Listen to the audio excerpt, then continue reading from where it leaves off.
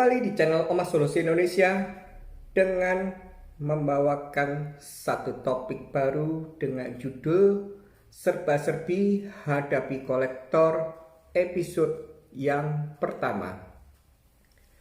Di topik Serba-serbi Hadapi Kolektor adalah kesempatan saya untuk mulai menjawab pertanyaan yang ada di kolom komentar channel YouTube ataupun pertanyaan yang dikirim ke email omasolusiindonesia@gmail.com.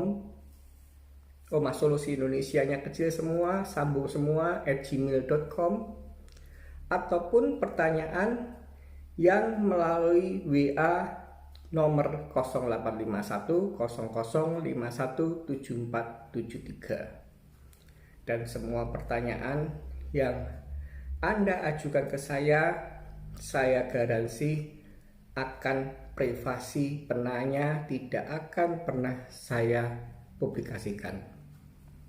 Baik, saya akan mulai menjawab pertanyaan yang pertama. Bagaimana Pak jika Depkol mendatangi tempat saya bekerja di kantor dan saya adalah bukan pemilik atau saya bukan owner tapi merupakan sebagai seorang karyawan? Jawaban saya adalah detailnya silahkan Anda melihat di video saya yang lalu tentang yang pertama adalah hal yang perlu dipersiapkan sebelum menghadapi Depkol. Kemudian yang kedua adalah simulasi hadapi Depkol. Yang ketiga adalah cara hadapi Depkol versi Oma Solusi. Dan juga penting adalah lihat di video saya, kenali level dan karakter Depkolmu. Itu Anda lihat dulu. Dan intinya setelah Anda lihat itu, Anda baru paham tentang apa yang saya jelaskan. Segeralah Anda membuat satu semacam kartu nama, satu lembar semacam kartu nama, atau secari kertas yang intinya adalah kepada para kolektor. Saat ini saya sedang bekerja, dan jika ingin bertemu dengan saya, silahkan buat janji di nomor handphone Anda cantumkan, dan secari kertas atau selembar kartu nama itu segera titipkan omong kosong itu kepada satpam mungkin, atau kepada OB mungkin, atau kepada teman kerja Anda mungkin. Jadi itu titipkan. Dan ketika Depkol datang sewaktu-waktu, kertas itu pastilah dikasihkan kepada Depkol. Dan setelah Depkol menerima kertas atau pesan dari Anda, pastilah Depkol tersebut menghubungi nomor handphone Anda. Bisa jadi melalui SMS, bisa jadi melalui telepon langsung, bisa jadi melalui WA. Katakan cari celah jam yang dimana Anda memungkinkan untuk meninggalkan pekerjaan Anda. Jadi janjian omong kosong pada saat makan siang, atau pada saat mau pulang kerja, atau malah sebaliknya sebelum kerja. Jadi Anda buat janji. Cuman saya harapkan Anda buat janjinya ini tidak di dalam kantor. Harapan saya cari celah, karena kita sebagai debitur macet itu mempunyai hak untuk membuat janji dengan Depkol tersebut. Saran saya adalah arahkan ke rumah Anda. Lihat di video-video saya yang lalu. Dengan di rumah Anda, kenyamanan, privasi, psikologi Anda akan lebih hebat. Kalau memungkinkan, bawa ke rumah Anda, atau mungkin ke kos Anda, atau mungkin ke rumah orang tua Anda. Intinya carilah psikologi Anda yang benar-benar bisa tertata. Dan omong kosong, pemegang kartu kreditnya yang kerja ini takut menemui debt call ataupun ada satu penyakit sehingga tidak bisa menemui debt call tersebut, artinya yang tadinya secari kertas ini gantilah dengan surat kuasa dari Anda kepada orang yang bisa diberi kuasa. Di video saya lalu sudah saya jelaskan, formatnya juga sudah ada saya tampilkan, tinggal Anda contoh. Jadi kalau niatnya Anda sebagai pemegang kartu kredit ini tidak berani atau tidak siap bertemu dengan kolektor, Anda punya hak untuk memberikan kuasa kepada orang yang sekakak Anda. Omong kosong itu adik Anda, omong kosong itu kakak Anda, atau omong kosong Anda ini, maaf, yang bekerja ini adalah berkeluarga, artinya istri punya suami, kalau suami punya istri, bisa ke suami Anda, misalkan Anda perempuan, bisa ke sebaliknya ke istri Anda jika yang bekerja ini laki. Jadi kalau terjadi surat kuasa, ya surat kuasa ini dititipkan ke satpam dengan ditambah secari kertas. Pastinya bunyinya beda, bahwa tentang tagihan kepada para kolektor, tentang tagihan hutang kartu kredit saya kuasakan pada kakak saya, silahkan hubungi nomornya mereka. Begitu. Itu secara prosedural undang-undang bisa dikuasakan. Jadi kalau kuasa ya Anda fotokopikan surat kuasa dan tadi memo bahwa tentang tagihan hutang kartu kredit saya setelah kuasakan pada kakak saya, silahkan hubungi nomor kakak saya di nomor ini. Anda sertakan fotokopi surat kuasa dan Anda kasih memo itu, titipkan ke satpam atau mungkin titipkan ke OB atau titipkan ke orang kerja, sehingga nantinya secara undang-undang debt call itu sudah tidak perlu mencari Anda karena sudah dikuasakan.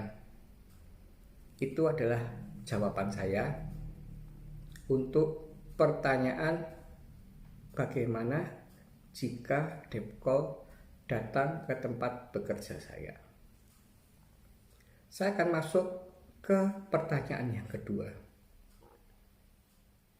Bagaimana jika saya ditawari oleh seorang debt call dengan memberikan sejumlah imbalan uang dan mereka akan men-skip data kita?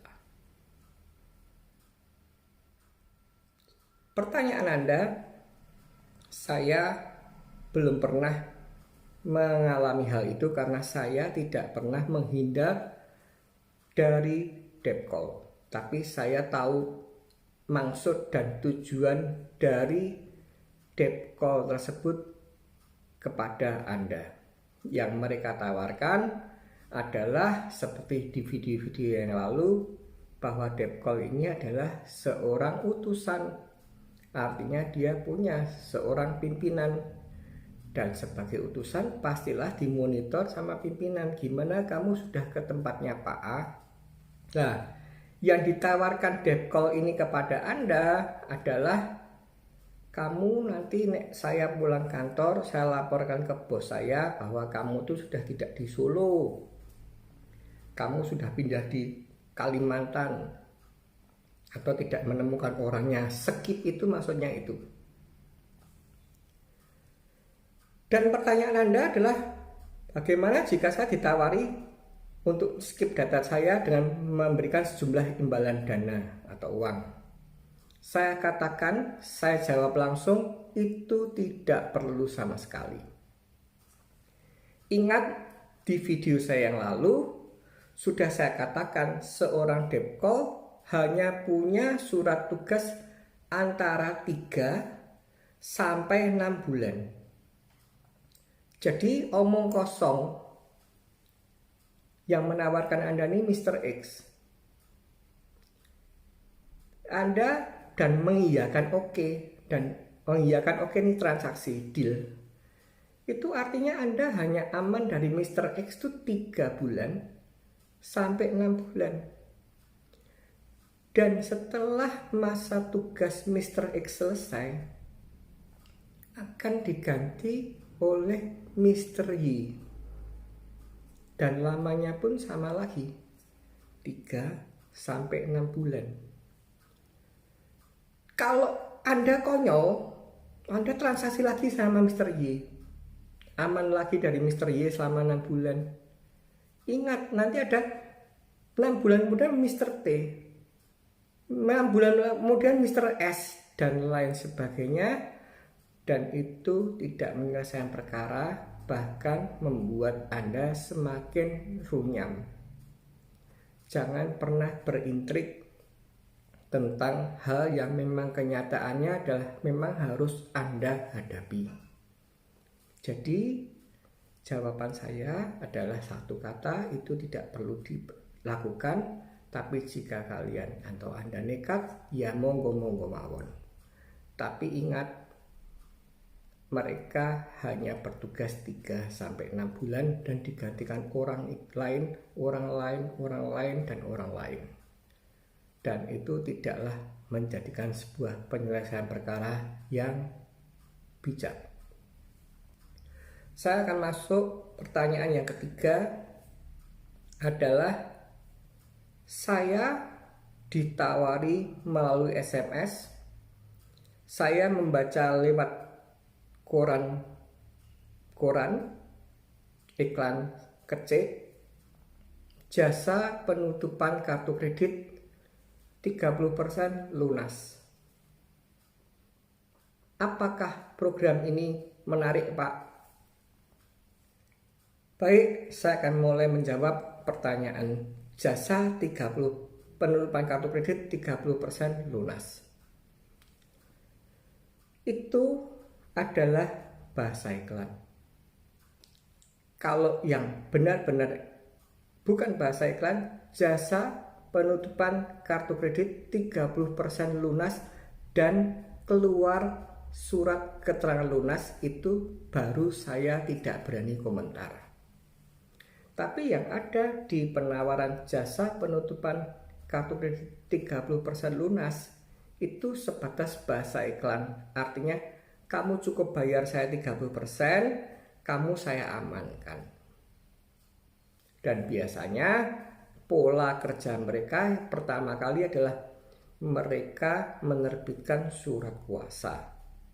Jadi ini biasanya, mohon maaf, pastilah menyangkut kelembagaan hukum atau titel seorang profesi. Jadi bahwa langkah kerja mereka adalah pertama mengamankan Anda melalui adanya surat kuasa. Kalau kamu mau nagih hutangnya Pak A, hubungi saya, karena saya sebagai kuasa hukumnya. Itu cara pertama. Kemudian yang kedua seringkali adalah mulai merubah data. Jadi nomor telepon yang tadinya omong kosong Anda punya 001, sekarang 001 sudah tidak dipakai dan diganti ke 005. 005 itu adalah mereka atau penyedia jasa. Jadi kalau nagih kok telepon di sini.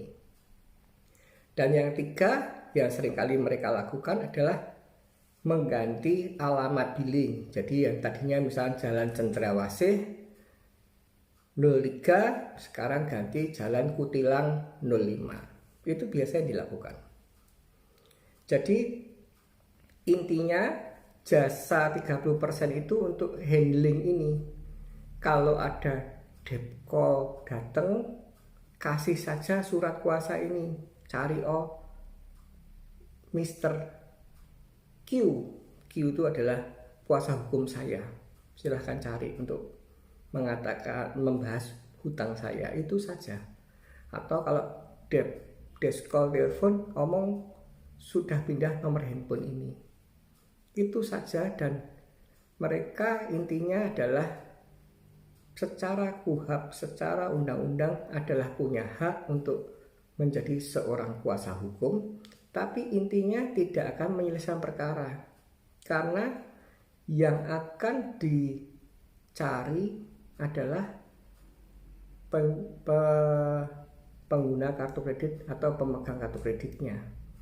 Lah, idealnya kalau Anda ketemu sama badan penyedianya ini yang bertanggung jawab, pada saat debt call datang dan debt call tidak mau pulang, mereka akan membereskan kalau yang bertanggung jawab. Tapi kalau yang tidak bertanggung jawab, ya Anda tahu sendiri jawabannya. Suruh saja cari saya, podoil, uncal-uncalan atau lempar-lemparan tidak akan selesai. Jadi yang sangat bisa bertanggung jawab untuk menyelesaikan perkara Anda, ya Anda sendiri. Ingat di video-video saya lalu, jangan pernah menghindar ataupun menghilang. Jadi itulah jawaban saya tentang adanya iklan. Saya ini ambil enggak Pak 30% lunas. Itu tidak lunas. Yang namanya 30% lunas adalah Anda bayar 30%, tidak sampai 1 bulan Anda terima surat keterangan lunas dari bank penerbit kartu. Itu yang aslinya tuh begitu. Jadi kalau yang 30% lunas ini, hemat saya adalah sebuah bahasa iklan. Oke, saya akan tutup pertanyaan yang ini. Bagaimana jika ada iklan 30% lunas? Baik, saya akan mulai juga menjelaskan di video saya yang lalu. Ada janji saya kepada Anda bagaimana jika pemegang kartu kredit yang saat ini sedang mengalami macet, kebetulan adalah pemilik toko atau pemilik rumah makan atau warung makan, yang dimana mereka bertemu dengan debt call karakter 2, yaitu mengambil empati, bahkan seringkali ikut beleni kita berjualan. Cara menghadapi mereka itu adalah simple. Saya harus masukkan dulu mindset kepada Anda bahwa ingat, Anda berjualan, artinya ada barang yang dinikmati oleh pembeli. Jadi saya tidak dulu membahas siapa yang membeli, tapi saya memberikan mindset dulu, hak penjual dan hak pembeli, kewajiban penjual dan kewajiban pembeli. Kewajiban penjual yang memberikan barang yang dibayar, itu satu. Sedangkan kewajiban pembeli adalah memberikan nilai seharga barang yang dibelinya. Itu kewajibannya. Hak penjual adalah menerima uang karena kamu beli barang saya. Hak pembeli adalah menerima barang yang kita jual.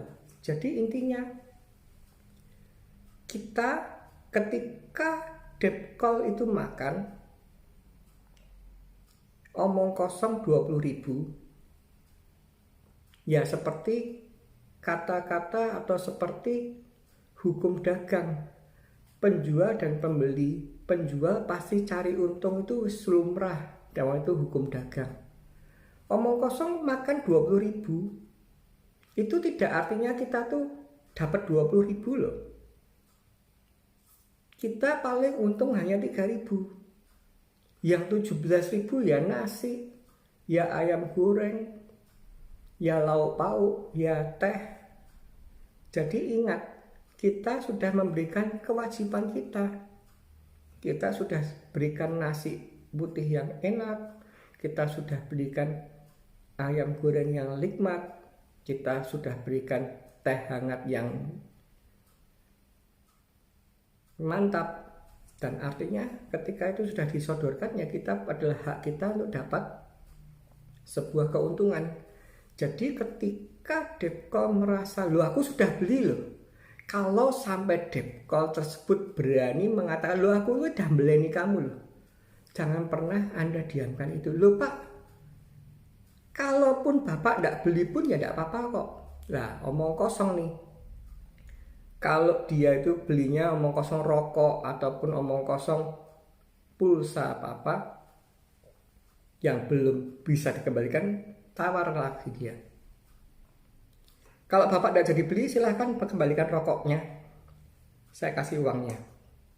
Tapi kalau sudah dimakan ya kamu bilang aja, ya kan sudah dimakan Bapak. Atau Bapak mau carikan nasi sama ayam semacam ini, bawa ke sini nanti saya bayar uangnya. Katakan itu. Jangan sampai mereka, bahasa Jawanya peh wes beleni, peh sudah beleni, artinya terus itu menjadikan sebuah bintang jasa bagi mereka. Katakan, loh Bapak tidak beli, saya juga tidak apa-apa kok. Tidak artinya Bapak beli saya harus bayar utang saya. Tidak ada aturan itu. Katakan itu. Jadi masukkan ke mindset Anda bahwa bagi debt call karakter 2 yang sukanya memutarbalikkan kata-kata, ibu wis tak beleni kok ya ora mesake saya. Loh, saya ini bukan karena mesake dan tidak mesake, Pak. Saya dagang. Dan saya tidak asal-asalan hanya sebatas omongan. Bapak juga sudah menikmati nasi ayam saya, teh saya. Artinya Anda dari lapar jadi kenyang. Katakan itu. Itu intisari dari cara hadapi debt call karakter 2 jika kalian mempunyai atau Anda mempunyai warung makan atau mungkin rumah makan atau mungkin toko. Dan ingat, ada satu trik lagi yang sering kali dilakukan oleh kolektor debt call. Ketika rumah makan kita atau ketika warung makan kita sepi atau ketika toko kita sepi, mereka tidak nagih. Tapi ketika warung makan kita ramai, ketika toko kita ramai, baru mereka malah datang. Itu triknya sangat mudah. Mereka berusaha membuat kita kelimpungan, bahasa Jawanya. Pas lagi juali, wah dia datang. Wah, kita itu tidak perlu kita menjadi kelimpungan. Kuncinya pada saat itu terjadi, omong kosong kita baru juali, dia datang langsung katakan di depannya pembeli, Anda dari bank apa? Mau mempertanyakan hutang kartu kredit saya yang ini ya? Tunggu sebentar, saya selesaikan dulu customer saya. Langsung katakan itu, sekak katakan itu. Sehingga yang tadinya dia punya misi untuk membuat kelimpungan, dia yang kelimpungan. Jadi kita tidak perlu gengsi. Jadi pada saat kita juali, dia menggunakan trik itu, tadi sepi nggak masuk, tapi pas rame masuk, itu tidak perlu Anda membuat itu menjadi kelimpungan. Pada saat juali, dia masuk, ikut masuk, katakan langsung, sebentar ya Bu, sebentar ya Pak, misalnya pembelinya itu, dari bank mana Pak? Mau nagih hutang kartu kredit saya? Oke, tunggu dulu, saya juali dulu customer saya. Langsung katakan itu, sehingga mereka yang tadinya mau buat kita kelimpungan tidak akan pernah itu terjadi. Jadi itu triknya. Dan saya juga akan memberikan satu trik lagi. Jika mana di sebuah situasi debt call ini datang ke kita memamerkan atribut TNI atau Polri. Jadi ingat baik-baik, TNI dan Polri tidak akan pernah membackup penagihan hutang, apalagi hutang kartu kredit. Dan ingat baik-baik, kenapa sering ada rahasia propam atau gabungan nyegat mobil atau nyegat di kafe di mana orang yang beratribut atau mobil yang beratribut TNI Polri, misal keluarga besar polisi militer, misal itu keluarga besar misalkan TNI Polri, Mabes Polri itu akan dirahasia oleh mereka, karena seringkali orang yang bukan TNI bukan Polri tapi memakai atribut mereka supaya menakut-nakuti masyarakat, dan itu pasti mereka akan melakukan tindakan tegas. Jadi ketika ada debt call yang datang ke rumah Anda atau tempat Anda bekerja, dan mereka menggunakan atribut TNI Polri, omong kosong itu jaket keluarga Mabes Polri ataupun jaket keluarga besar polisi militer langsung, atau pakai baju goreng atau pakai tas pokoknya ada atribut TNI Polri. Tugas kita, tugas pemegang kartu kredit macet harus melek hukum. Bapak TNI atau dari Polri. Karena kalau Anda bukan TNI Polri, Anda memakai jubah menyerupai TNI Polri ataupun memakai atribut TNI Polri, saya akan teleponkan ke polisi militer terdekat. Langsung bantai itu dulu. Sehingga mereka yang mau sok-sokan atau menakut-nakuti pemegang kartu kredit bahwa saya ini Polri loh, saya ini keluarga besarnya loh, jangan pernah itu bisa berhasil dilakukan oleh mereka. Jadi itulah topik kita, serba-serbi hadapi kolektor episode yang pertama. Dan semua pertanyaan-pertanyaan yang masuk di kolom komen berikutnya di channel YouTube ataupun yang mengirim ke email omahsolusiindonesia@gmail.com ataupun yang melalui WA 0851 akan saya jawab di topik serba-serbi hadapi kolektor di episode yang berikutnya. Jangan menyerah, tetap semangat, dan ingat, badai pasti berlalu.